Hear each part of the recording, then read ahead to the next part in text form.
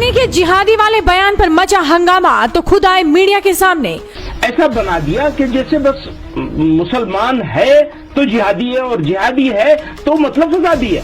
On camera बताया क्या है असली जिहाद, जिसने भी सुना वो दंग रह गया। अगर टेररिस्ट इसको जिहाद कह रहा है तो आप भी और हमें भी उसको जिहाद मान ले, इससे उसका फायदा है, या उसको जिहाद न माने, इससे उसका नुकसान है। मौलाना महमूद मदनी का ये बयान बच्चा बच्चा सुन रहा है। लव जिहाद, लैंड जिहाद, थ्रूप जिहाद, वोट जिहाद, जहाँ मुसलमान हो वहाँ जिहाद। जब जब जुल्म होगा तब तब जिहाद होगा। जब जब जुल्म होगा तब तब जिहाद होगा। मौलाना मदनी का ये बयान सोशल मीडिया पर खूब वायरल हुआ और अपनी हुई फजीहत के बाद अब महमूद मदनी ने खुद सामने आकर अपने बयान पर सफाई दे दी है। आपको बता दें कि इस बयान को लेकर तमाम तरह की प्रतिक्रियाएं देखने को मिल रही थी। नेता से लेकर साधु संत तक हर कोई महमूद मदनी के इस बयान की निंदा करते नजर आए। वहीं कुछ मुस्लिम समाज के लोगों ने भी महमूद मदनी के इस बयान पर उनकी काफी आलोचना की। इन सब के बाद महमूद मदनी खुद मीडिया के सामने आए और उन्होंने किस तरह से अपने दिए बयान पर सफाई पेश की, आप खुद ही सुनिए। कि कंफ्यूजन क्रिएट हो गई है, लेकिन जब आप उसको पूरे को देखेंगे तो आप मिसअंडरस्टैंड नहीं होंगे।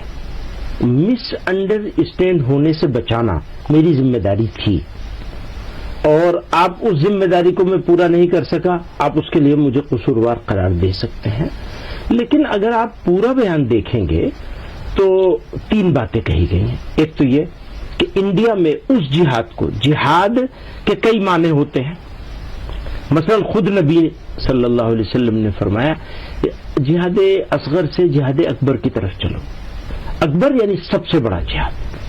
सबसे बड़ा जिहाद क्या है? अपने नफ्स को ठीक करो, अपने आप को ठीक करो, झूठ बोलना, फला फला फला, इन सारी चीजों से अपने आप को मुक्त करो। इसी तरह से कहीं जुल्म हो रहा है, उस जुल्म का विरोध करो, इसको भी जिहाद करार दिया गया है। ऐन जिहाद है। तो हम अपने पिछले, आप जानते हैं हमारा ट्रैक रिकॉर्ड, बिल्कुल मैं वही हैरान हूं। हाँ, 30 साल से हम एक काम कर रहे हैं। जब से मैंने इस ऑर्गेनाइजेशन में एंट्री की, एक छोटे से सेक्रेटरी की हैसियत से, तब से एक मिशन बनाया है कि ये जो टेररिस्ट लोग जिहाद का यूज करते हैं, इस्लामिक टर्मिनोलॉजी का यूज करते हैं और फसाद फैलाते हैं, इसको कैसे एक्सपोज किया जाए और इसके खिलाफ इस्लामिक फिक्र के हिसाब से, शरीयत जूरिस्प्रूडेंस के हिसाब से 6000 उलमा को हमने हैदराबाद में जमा किया था, मुफ्तियों को, और फतवा लेके आए थे उसके खिलाफ।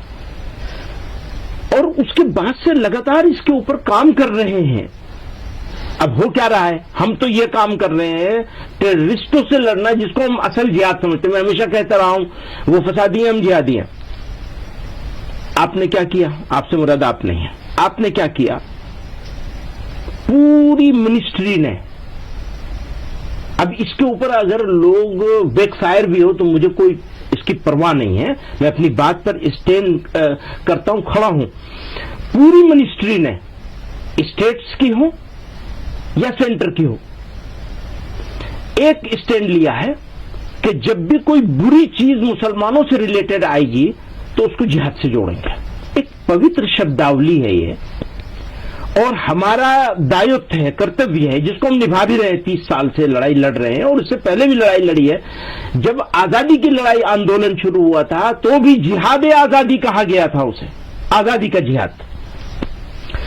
उस्मान, ब्रिगेडियर उस्मान ने आजादी के बाद, पाकिस्तान बनने के बाद पाकिस्तान के खिलाफ लड़ाई लड़ी। तो शहादत भी एक इस्लामिक टर्मिनोलॉजी है। उन्होंने शहादत ग्रहण करी थी, उनको उस जगह रहना नहीं था। उनके सब ऑर्डिनेट लोगों ने कहा आपको पीछे हटिए, आपका काम नहीं है यहां, और उन्होंने अपनी जान दी, जिसको नौशेरा का शेर कहते हैं। तो वो हमारा जिहाद है। उस्मान, ब्रिगेडियर उस्मान का जिहाद है, वो इस्लामिक जिहाद है कि उसने अपने वतन के लिए अपनी जान का नजराना पेश किया। हुआ क्या? लव जिहाद, लैंड जिहाद, थ्रूप जिहाद, वोट जिहाद, जहां मुसलमान हो वहां जिहाद। اور اس کو گالی بنا دیا گیا. تو یہ دراصل اسلام کو گالی دینے کے لیے بہت سوچ سمجھ کے اس کا یوز ہو رہا ہے. ہم چپ چاپ بیٹھے تھے, چھوٹے لوگ کر رہے ہیں, سمجھائیں گے سینئر لوگ ان کو. بعد میں بجائے سمجھانے کے اس کی انٹینسٹی اور بڑھائی گئی اور چیف منسٹروں نے کہنا شروع کر دیا. پھر اس کی انٹینسٹی اور بڑھائی گئی اور سینٹرل منسٹروں نے کہنا شروع کر دیا اور سینٹرل لیڈروں نے کہنا شروع کر دیا, اور اس کو ایسا بنا دیا کہ جیسے بس مسلمان ہے تو جہادی ہے اور جہادی ہے تو مطلب فسادی ہے. تو ایسے میں میرے لیے جہاد کو سمجھانا ضروری ہو گیا یا نہیں ہو گیا؟ اب آپ یہ سمجھیے, ہم آپ ایک ساتھ بیٹھے ہیں.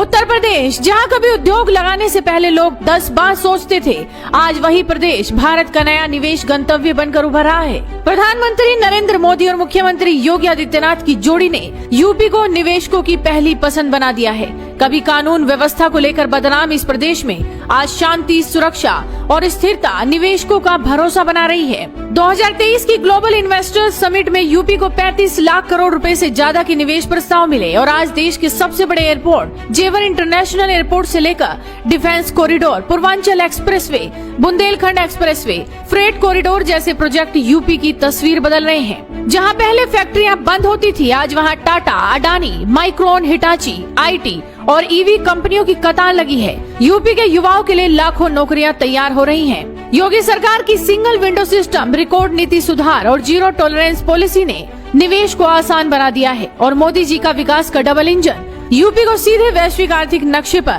لا کھڑا کر رہا ہے. آج اتر پردیش صرف ایک راجیہ نہیں, بھارت کا نیا گروتھ انجن بن چکا ہے. مودی یوگی کی نرنائک نیترتو क्षमता نے یوپی کو سمسیاؤں والے پردیش سے سمبھاوناؤں والے پردیش میں بدل دیا ہے, اور آنے والے ورشوں میں یوپی بھارت کی ارتھ ویوستھا کا سب سے بڑا ستمبھ بننے جا رہا ہے. راشٹر نرمان, راشٹر رکشا, راشٹر سرکشا, اس پر ہم سب لوگ ایک ساتھ ہیں, بالکل ہے نا, ایک سہمت ہیں ہم.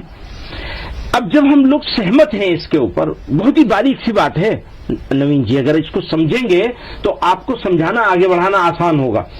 ہم سب لوگوں کی کا مشترک ذمہ داری اردو میں کہتے ہیں, یعنی کلیکٹیو ریسپانسبلٹی ہے. یہ کلیکٹیو ریسپانسبلٹی ہے لڑنا.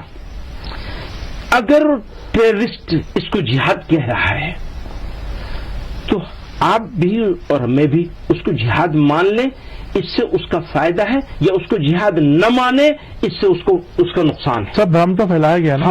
بھرم کس نے پھیلایا سر؟ لیکن آپ دیکھیے پاکستان جیسی وہی میں سمجھانا جہاد استعمال کرتی ہے. وہی میں کہہ رہا ہوں, جو پاکستان یوز کرے گا وہی ہم بھی یوز کرنے لگیں گے, یا ہم اس کو ایکسپوز کریں گے؟ آپ یہ بتائیے. سر مطلب میں سمجھانے کی کوشش کر رہا ہوں, انٹینٹ سمجھ رہا ہوں. لیکن اگر آپ مشکل کیا ہے, ابھی لوگ سمجھنے کے لیے تیار نہیں. جی 30 سال سے ہم ایک کام کر رہے ہیں, وہ ٹریک ریکارڈ کو بھی لوگ نہیں دیکھ رہے ہیں اور سمجھنے کے لیے تیار نہیں ہے. کیوں؟ ان کے ٹریپ میں آ گئے. پلیز میری ہمبل ریکویسٹ ہے, آپ ان کے ٹریپ میں مت آئیے. پاکستانی جن کے آقا پاکستان میں بیٹھے ہوئے ہیں, ان لوگوں کے ٹریپ میں اگر آپ آئیں گے تو ان کو مضبوط کر رہے ہیں, اپنے آپ کو کمزور کر رہے ہیں. پلیز کمزور مت. تو آپ کا مطلب صرف جہاد کو کلیئر ڈیفینیشن دینا تھا کہ ایگزیکٹلی یہ آپ بول رہے ہیں, اس کو ڈیفائن کرنا چاہتے تھے. اسی لیے آپ اگر پورا دیکھیں گے تو صاف بہت ہی بولڈ اسٹیپ ہے کہ یہ کہا جا رہا ہے کہ انڈیا میں تو اس پہ بحث ہی نہیں ہو سکتی.